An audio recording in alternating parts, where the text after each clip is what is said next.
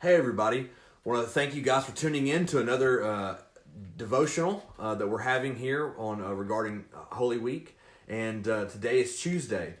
So on Holy Week, on Tuesday in the life of Jesus, it would be March the 31st, AD 33. And here we find our text in several places, and those places would be Matthew 21. All the way through Matthew 25, Mark 11, all the way through Mark 13, and Luke 20 through Luke 21.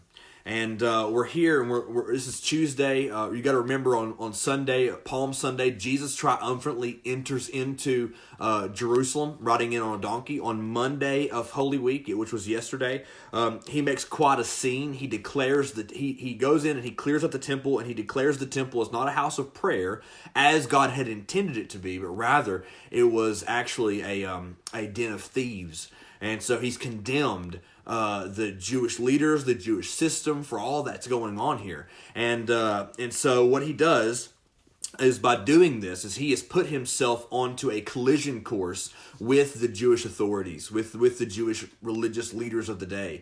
And so Tuesday, tensions are starting to rise, and he enters back into the city of Jerusalem. And he spends all day Tuesday talking. But what does Jesus do that makes the religious leaders so mad? What is Jesus talking about? Obviously, he flipped some tables over, and he's called them out for their racketeering, if you will. But what does he say? What's the final straw in their minds? Why are they? What's up with the hostility? Why? What are their objections to him? To what he's been teaching and what he's doing. Why is he viewed as a threat? All those questions are important questions for us. And at every moment during Passion Week, the leaders of the day are watching Jesus. They're looking, and they're trying to observe what's happening with him, and they're making sure that really that some type of revolution doesn't happen, because you got to remember that they are serving underneath the liberties given to them by the Roman overlords. And so they're having to be really careful about what's happening. And what they do as they're watching Jesus is they're trying to find ways to show people that Jesus is wrong. To the Pharisees, to the educated religious elite, Jesus is viewed as still just a kid from Nazareth. I mean, you got to remember, he is a young man, early 30s. He's a young man, and he's not been formally trained as a rabbi either. So they look at him.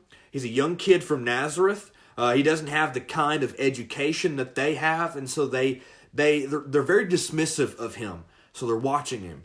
Who is this guy? Why is he here? What is he about to do during one of the most important weeks of our calendar year? What's happening here? He's a threat to the whole system. What's going on? I mean, you got to think, when he goes in and he cleanses the temple yesterday on Monday, he is decommercializing the temple.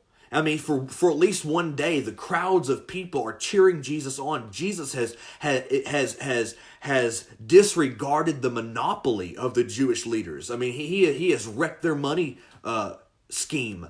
And so the crowds are joining in on him, and he's offending them, and they're trying to win the crowds back to keep them paying the money and keep them under their thumb, under their control. And a lot of things are happening here, and they try to get Jesus to misspeak for himself. They try to get Jesus to put his foot in his own mouth, if you will. And so they try to bait him into arguments and controversy. So here's what Jesus does on Tuesday of Holy Week. The first thing he does is he tells the disciples why he cursed the fig tree. If you remember from yesterday, he curses a fig tree on his way into Jerusalem. Well, why does he do that? And we talked a little bit yesterday, but the reason he curses the fig tree is because Israel is often compared to a fig tree in the Old Testament. I mentioned some of those references in yesterday's video. But he tells the disciples here that this is a lesson about true faith.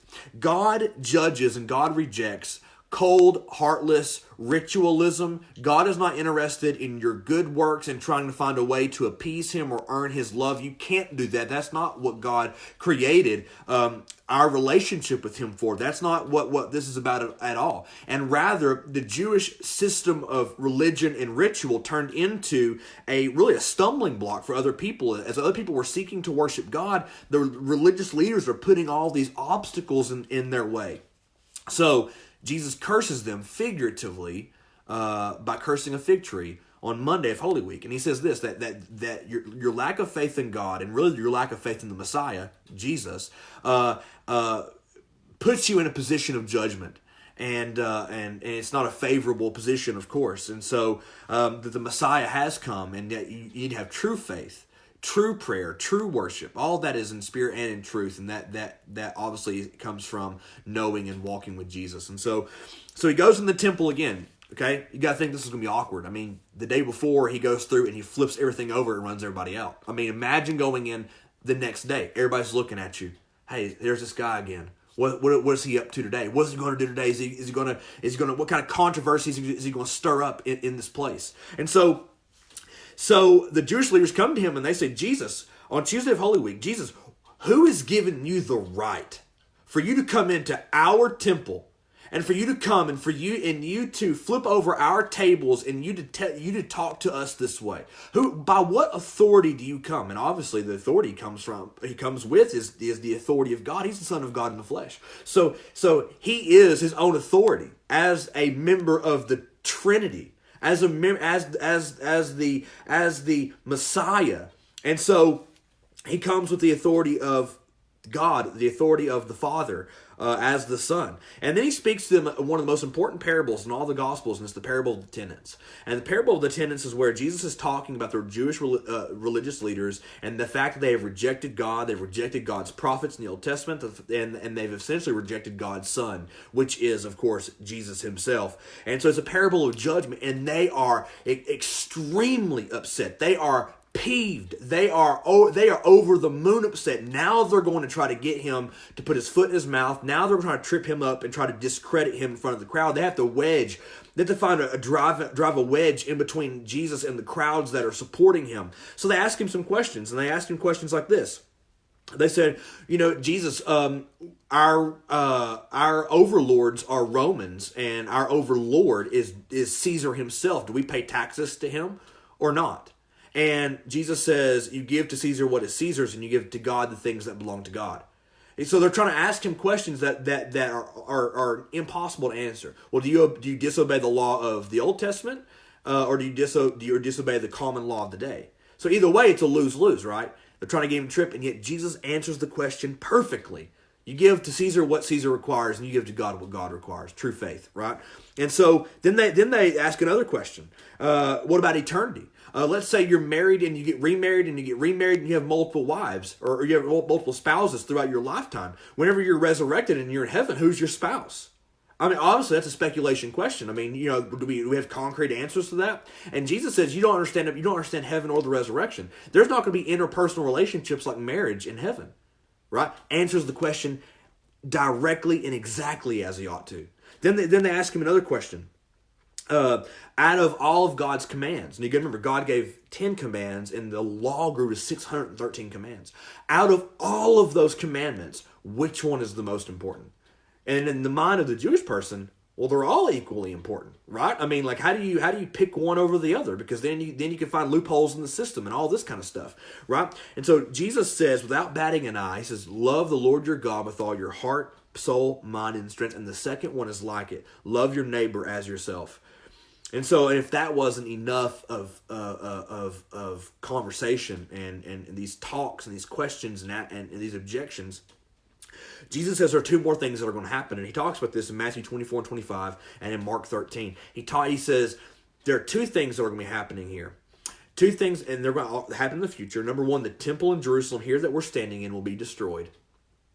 And then the second one is that just as the Son of God is here now, the Son of Man, as Jesus calls himself, just as I am standing before you now, I'm coming to you again, and you don't know when. So he implies, hey, listen, it says, hey, listen, if you're a follower of me, Prepare yourself for suffering. Prepare yourself to endure hardship. Prepare yourself to continue to trust God in difficult times. But know that there is suffering coming.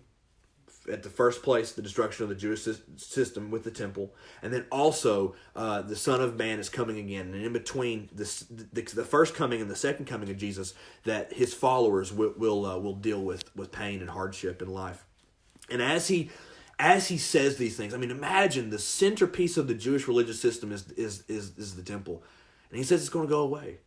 They are furious at Jesus. He has made them look foolish with every question they ask him. He has not only made them look foolish, he has condemned them and judged them for their lack of fruitlessness and their faithlessness. This day, Tuesday, the two trains were coming on the tracks together, and now they have collided, and the Jewish leaders will not suffer Jesus anymore. They will not deal with him anymore. He has got to go. This man from Nazareth, this young, presumptuous kid in their minds, has got to go. And you got to remember, with their Jewish overlords, with the Roman overlords, the Romans don't want revolt. They don't want revolution. And so they got to find a way to be stealthy about it. Well, how can the Jewish leaders get rid of Jesus and arrest him and try him in their Jewish courts under their own autonomy? How can they do that without upsetting the Roman order which oversees them? Well, how you do it is by stealth.